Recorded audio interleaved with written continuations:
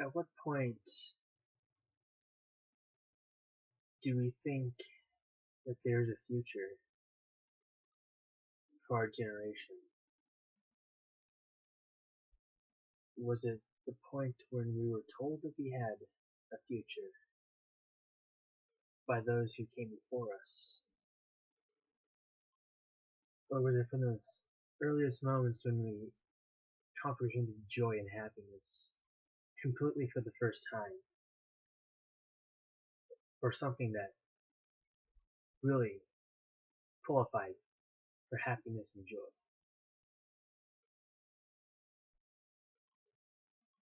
The date is August 2nd, 2014.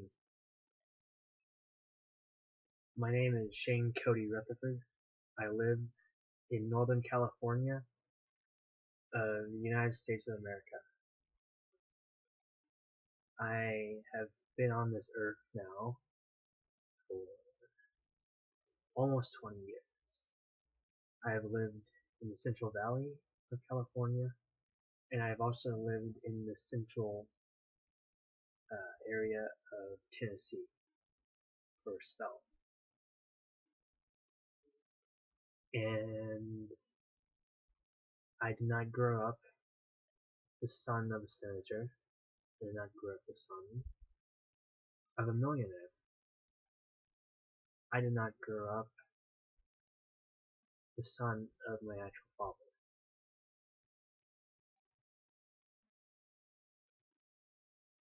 I don't know how or why our world has come to this point. In the air, I can feel this tension, and I can feel, I want to call it anger or great rage, that it swells behind my very existence. But I,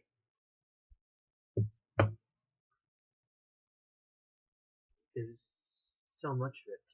It's building, and it's building. And I can feel it within my generation and those who are slightly older than me, and surprisingly some of those of you who are from the generation of Vietnam and the whole civil rights movement and women's rights movements, we feel that anger. I'm fairly certain that we all can comprehend the injustice in not only the United States but in the world today, and every effort that we've had so far has ended abruptly without reason or cause, and almost I truly feel that any effort that we made was not fully put forth for an achieved goal.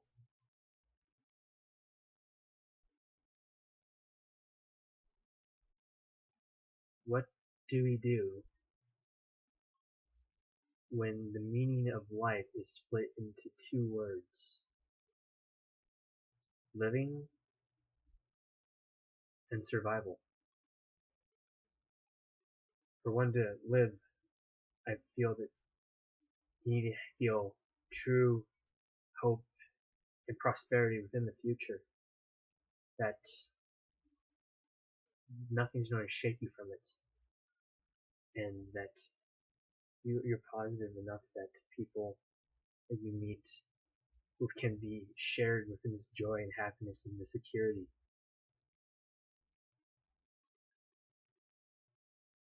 I I cannot honestly say that I, in my life, have lived. For those of us who grew up in impoverished states, not only in America but the entire world, that the word survival fits our lives better, because we do not know what happens tomorrow.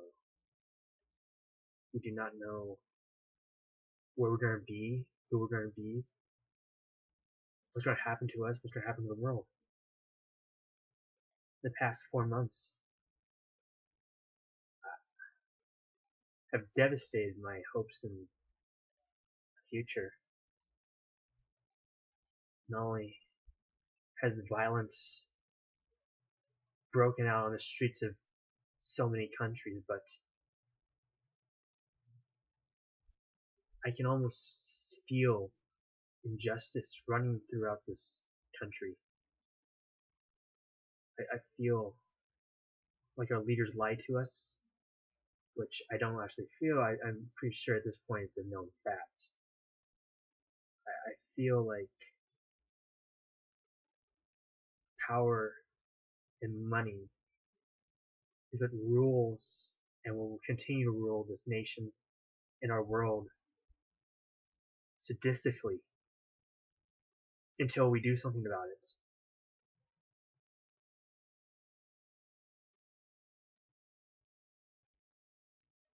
John F. Kennedy once said that those who make peaceful protest and revolution impossible only allow violence, a violent revolution to be inevitable. I am not a proprietor of violence. I am a hugger, not a fighter, is what I'm trying to say. But I want a future. And I want my future descendants to have a future. Not only in this country, but in this world.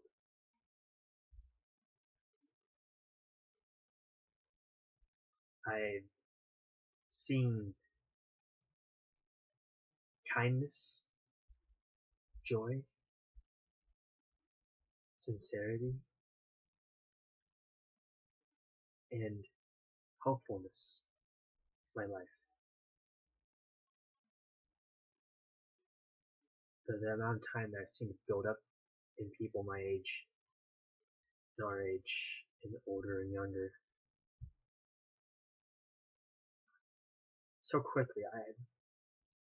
I've seen it dashed, destroyed.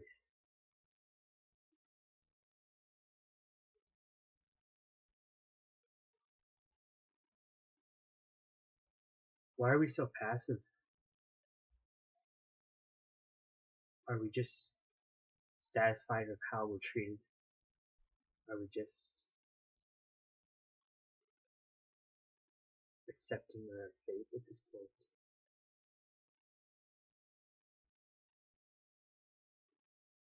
Why do we not move? Why do we not act or breathe or speak?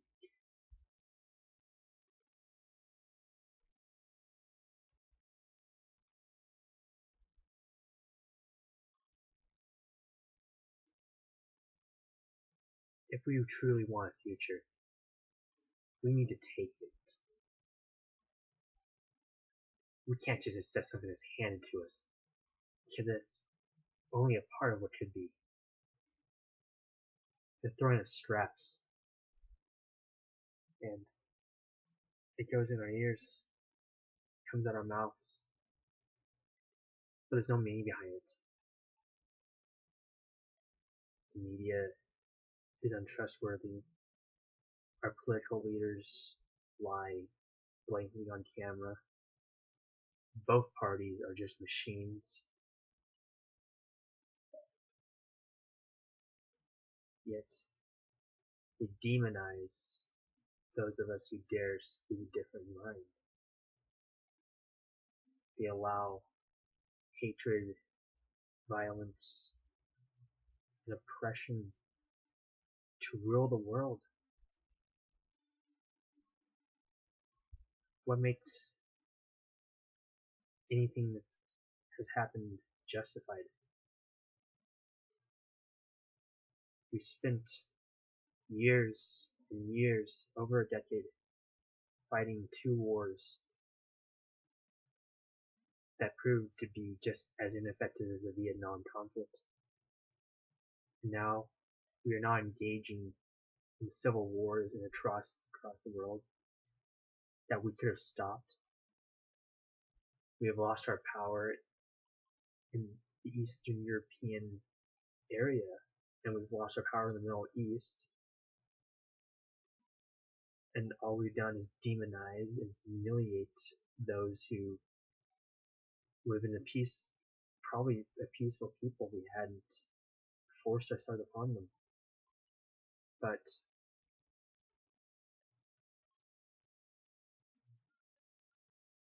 I want to know what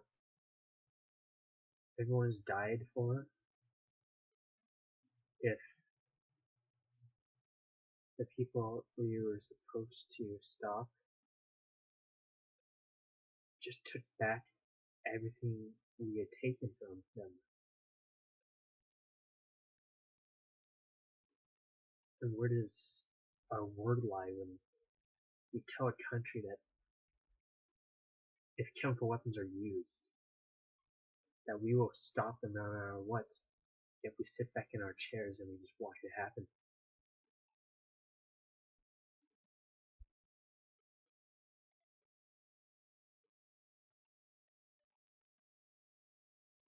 The innocent who die on the streets, the innocent who die in the schools, the innocent who die in the cells and in the prisons across this nation,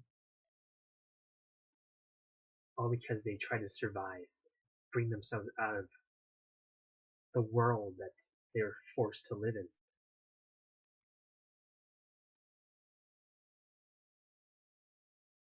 Yet we try and blame objects such as guns and drugs, video games and television, movies, music, cars, and drinks, alcohol. But there's one thing to keep taking out of that equation. For any of those to become lethal, or for any of those to change anything or destroy innocence, there has to be a human behind it.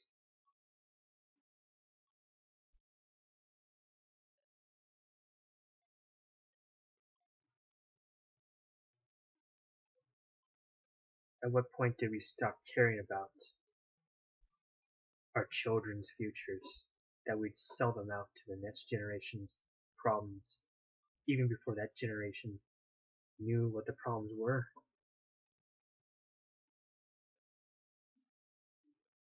At one point, is it that we must acquire and acquire and acquire everything so we can be happy?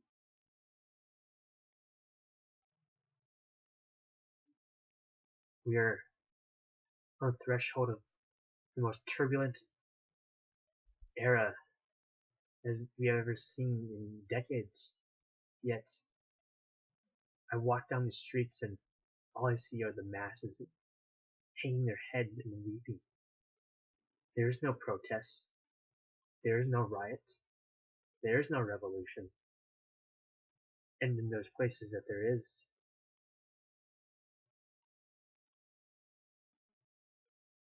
it backfires.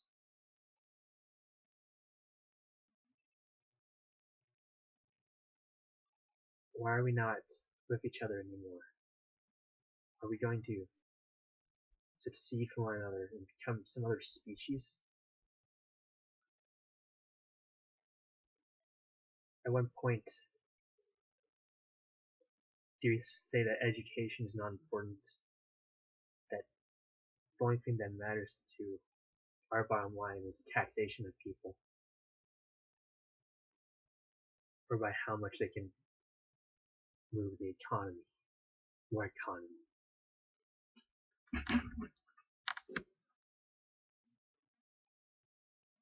I live in the woods, and I've lived in suburbs, and I've lived in the countryside.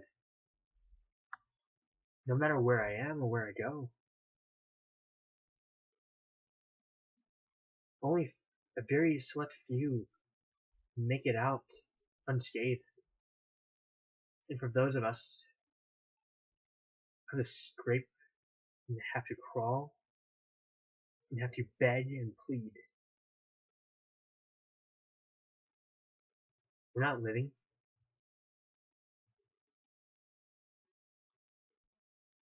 No, this is survival.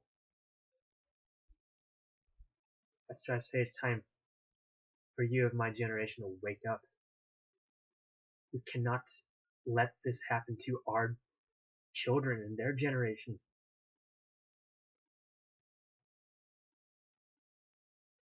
We need to take the power back. No matter where you are, and no matter what country you are in, we need to push back against those who would preach violence and hatred to others, who would demoralize someone over their different religions or their political views, or even by the color of their skin, or whose grandfather they had, or whose grandmother they had,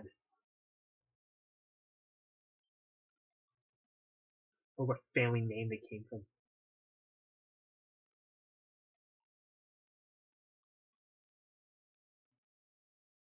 I feel that we are now moving into a moment that we cannot stall any longer.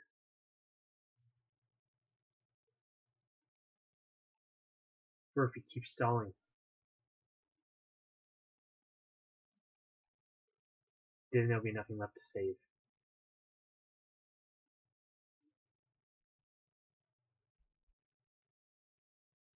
I want to save something. If not myself, then at least the hope that someone after me can acquire a life where you live and not survive.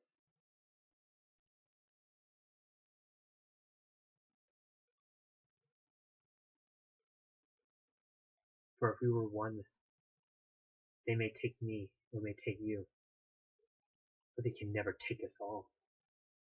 They can never silence a generation united.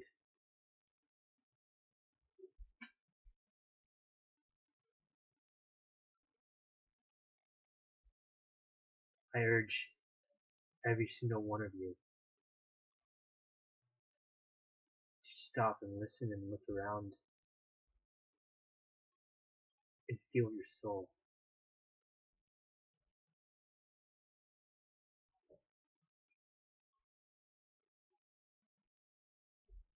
This world is smoldering, and those who hold power above us will not allow us to have it. They will not allow us to peacefully transition into the future. And they choose to oppress, repress, demonize us as a generation and as people of the world. They have no place in our future.